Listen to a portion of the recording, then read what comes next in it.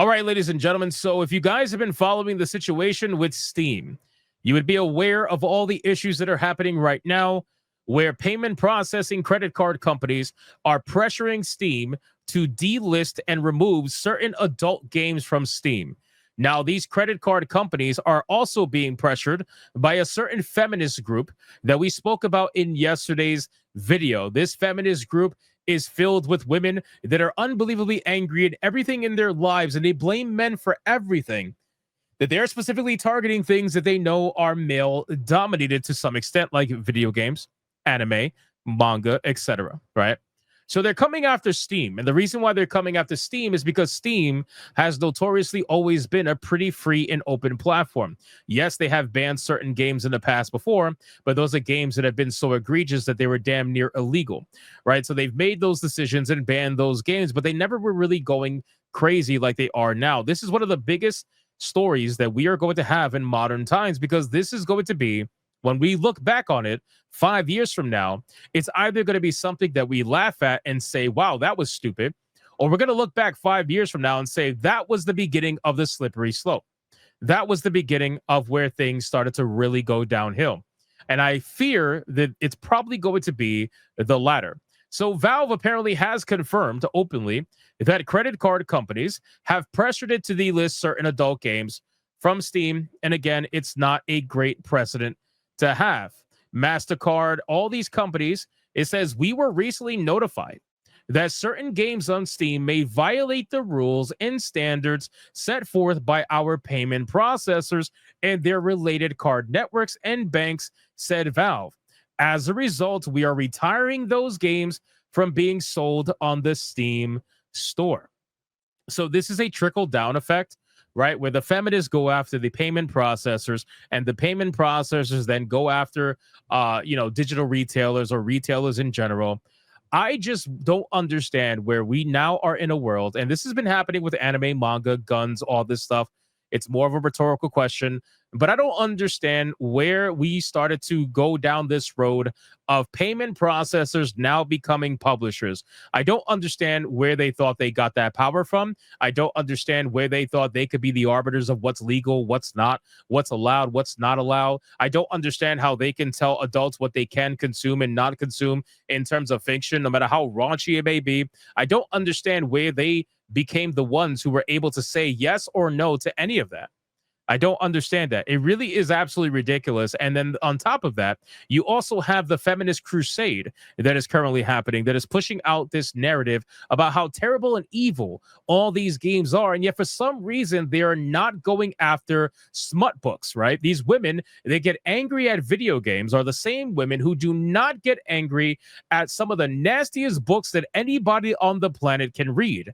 You're probably wondering, gee, why is that? Well, that's because those books are heavily dominated by female readers. It's a thing that goes against their narrative, so they don't even touch it. They don't even want to look at it. Chances are probably some of them even consume that content, and they don't want you to know about it, while they silently, I guess, attack men for their evil video games, right?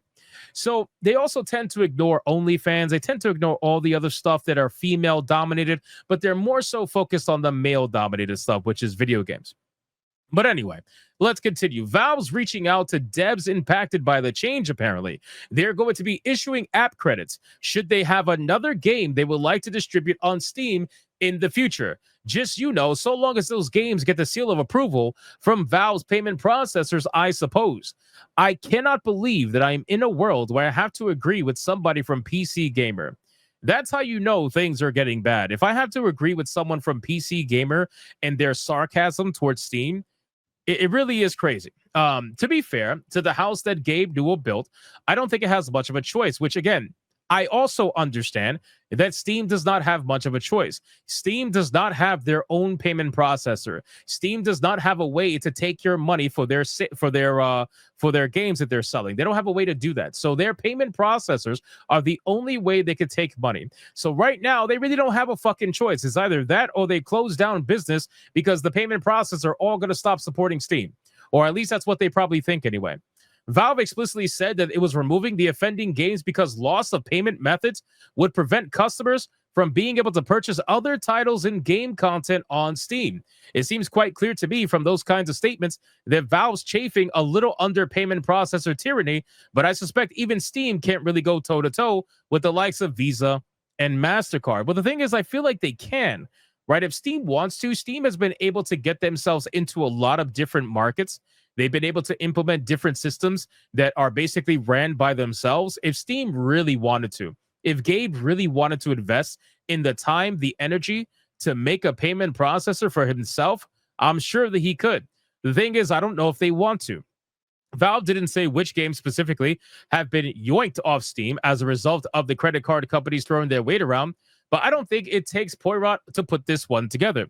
As we noted in our original piece on Steam's new rule forbidding content that might upset its payment processors, the appearance of the new regulation in Steam's documentation coincided with the sudden disappearance of a bunch of adult games with a theme of keeping it in the family. I truthfully wonder what is going to be the end result of all of this, okay? Let's say you get rid of all the games that are focused on incest. What is next, right? Then you get rid of all the games that are focused on R-wording, right?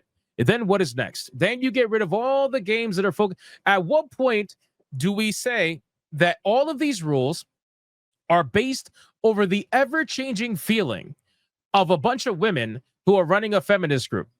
At what point do we sit here and admit that? You mean to tell me that all of these digital retailers, all of these retailers in general, are going to be at the constant behest of a feminist group, that their feelings change once a month at the minimum? What are we seriously going to do? This is going to be a domino effect where once it begins with one, all of the others are going to fall until eventually it starts going into what you would consider non-adult games, which is absolutely going to get into. It's only a matter of time, and this has already happened, by the way, where the feminists are going to get so mad at video games like Stellar Blade that they're going to go after that game as well. Even though it's a rated M game for mature audiences and adults only, they're going to go after those games no matter what.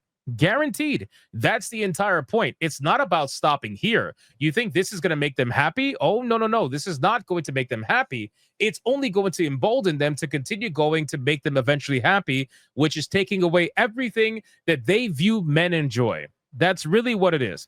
They want to take away everything that they view men enjoy, which is crazy because you have a bunch of women out there that are fighting very hard against this stuff. Savvy is one of them, which we are going to go over Savvy's post in a future video, but Savvy is one of them. Lumi is another one. I saw Lumi's post. That shit was hardcore. Lumi went crazy in a post, and rightfully so. These women are out here fighting this stuff because they themselves say that women consume this content extremely, right? It's not just men. But of course, the feminists don't want to admit that. They just simply want to make you think that it's only men. There are some games that still have that focus on Steam storefront. So I suppose we can't say for certain that it's what's raised the processor's hackles, but I think it's a safe bet anyway. One thing we can say for certain that simultaneously delisting of a Chinese Phoenix Wright S game from Steam apparently had nothing to do with the new rule. Trials of Innocence disappeared from Steam at the same time as the adult games got cold, leading some to theorize that it had been accidentally caught in an overzealous net. But the devs have now confirmed that the game has been temporarily taken down due to a DMCA claim. So that's something, I suppose. That's another thing too. A lot of these anime games, people are saying are getting targeted by Steam, but truth be told, a lot of them get taken down because a lot of them have a lot of copyright issues that they got to deal with. Credit card processors are incredibly touchy about adult content online. Who cares, though? Who gives a fuck? They are not the publishers. They are not the retailers. They are only taking money on behalf of the retailers. They are not the ones publishing the content. Who cares? Their feelings mean absolutely zero in this situation. Not only is it a magnet for scams and chargebacks, but they're still reeling from the time a few years ago when popular adult site Pornhub was found to be hosting content featuring underage and non-consenting performers, which again, that has nothing to do with the payment processors. That has to do with the platform. If Pornhub was doing that, that is the fault of them, their own. Pornhub was the one at fault for that. They fucked up. They got to fix that. But it says, of course, Steam doesn't allow explicit content featuring real people on its service. All the adult content on this platform is animation of one form of another. Exactly, which is not illegal. And yet apparently payment processors are jittery even about that. It feels like an incredibly bad precedent to set. If I want anyone deciding what I can or can't buy on Steam, it sure as hell isn't MasterCard. I mean, guys, seriously, at this point, hell has frozen over because I'm sitting here agreeing with a journalist from PC Gamer. Hell has, and this is Joshua Wolins, by the way, who we have covered many times for being an absolute retard. Probably because his gooning games that he likes to complain about, he probably consumes quite often. So, but anyway, that's neither here nor there. We are in a world now where where they are uniting freaking gaming journalists and gamers on one specific issue, and that has to do with censorship of video games in general. It is an absolute stupid precedent to set, and I don't want any of these credit card companies having that level of power. So you can let me know, what do you think about this? What do you think about Steam's statement, number one? And what do you think about the power that these payment processors are having over digital retailers or retailers in general? Because again, it's not just video games, anime, manga, weaponry, guns, anything like that. They're all trying to take control and basically being the arbiters of what is allowed and what's not allowed. Who gave them this level of power? I have no idea, but I think this shit needs to be regulated, and it needs to be regulated quickly. So let me know what you think in the comments down below. Thank you so much for watching this video, and if you enjoy, consider hitting that like button, and I'll see you guys on the next one.